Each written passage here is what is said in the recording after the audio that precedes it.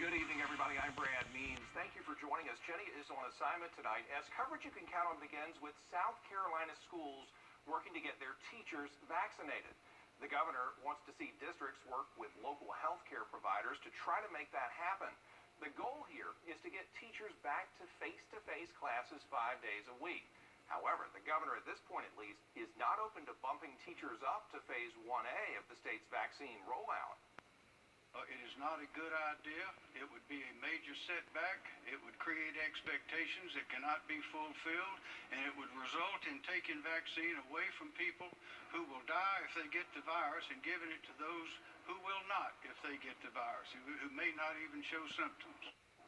Teachers are currently in phase 1B of the state's vaccination plan. You know, misinformation can be common on social media, especially when it comes to the vaccine.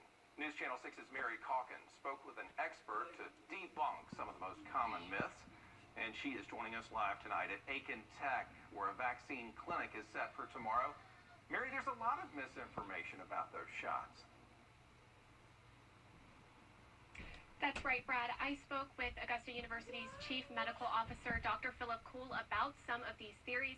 Now, he says the vaccine is safe and as many people as possible should go ahead and get the shot. Two of the most widely spread myths are that the COVID-19 vaccine can only protect you from one strain of the virus, like the flu shot we get every year, so it isn't necessary. Another misinformed idea that it's likely to have a severe reaction to the shot. But Dr. Kuhl says when it comes to the vaccine, the numbers tell the real story. We vaccinated somewhere around 26 million people or so. I think the number's even higher than that now. And if we assume that those one or two cases that I certainly see circulating on Facebook right now are even related, that means you're about 13 times more likely to get struck by lightning than you are to have a major complication from a COVID vaccine.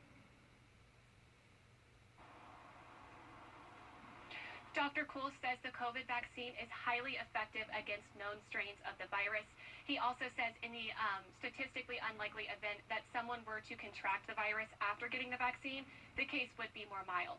Now, he also says he's very careful when drawing analogies between influenza and COVID-19 because the two viruses are drastically different. And Augusta University Health will be hosting a vaccine clinic here at Aiken Tech tomorrow. Now, AU Health automatically updates their vaccine appointment availability on their website, and you can find that link in my article on Wjbf.com. Reporting live in Aiken, Mary Calkins, Wjbf News Channel 6. All coming up in just a few minutes. Brent. Tim, thanks. Developing tonight, a local family mourning the loss of one of their own. Savannah Ray Tiberjay and a 15-year-old girl were found dead at an apartment complex in Vacaville, California. A man has been arrested and charged with murder in the case. Now, Tiberjay's mother, Inyaw Taylor, who is from Augusta, is trying to get her daughter's body back to Georgia. Last night, Tiberjay's family and friends held a vigil in her honor. She touched so many people's lives, you just do not know. I've been inundated with calls. Whenever I finally get her home, we're going to do her life celebration. 29-year-old Raymond Weber there has been arrested and charged with murder in that double homicide. Augusta leaders trying to help the homeless. Commissioners have formed a task force, and at the request of the sheriff's office, they're also looking at adding more temporary shelter space. The pandemic is restricting the number of beds that are out there, and that's not good as cold as it's been this week. You were outside all night last night? Yeah, so I just slept on concrete and stuff, with a blanket, with a comforter or whatever, like the color crimson red, the blood of Jesus comforter. Augusta housing officials say the announcement on more temporary shelter space is expected in the next day or two. We'll bring that to you when it comes.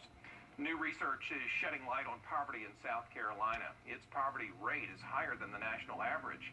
News Channel 6's Chloe Salsameda tells us how nonprofits are stepping in to help those in need. It's no question that the pandemic has forced many people to question where they will get their next meal. A new study finds that 16% of people living in Aiken County are living in poverty. Many people who never thought that they would need assistance are now turning to nonprofits for help. As the country works to rebuild from the pandemic, South Carolina finds itself with one of the worst poverty rates. Research by the Sisters of Charity Foundation of South Carolina and the University of South Carolina finds the poverty rate in Aiken County is 16%. Dozens of people are now seeking help from nonprofits like Christ Central Aiken. Many line their parking lot each week in need of food for their families.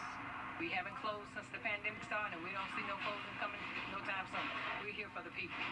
In Aiken, Chloe Salsameda, WJBF News Channel 6. Could be a glimmer of hope for people who live in rural parts of the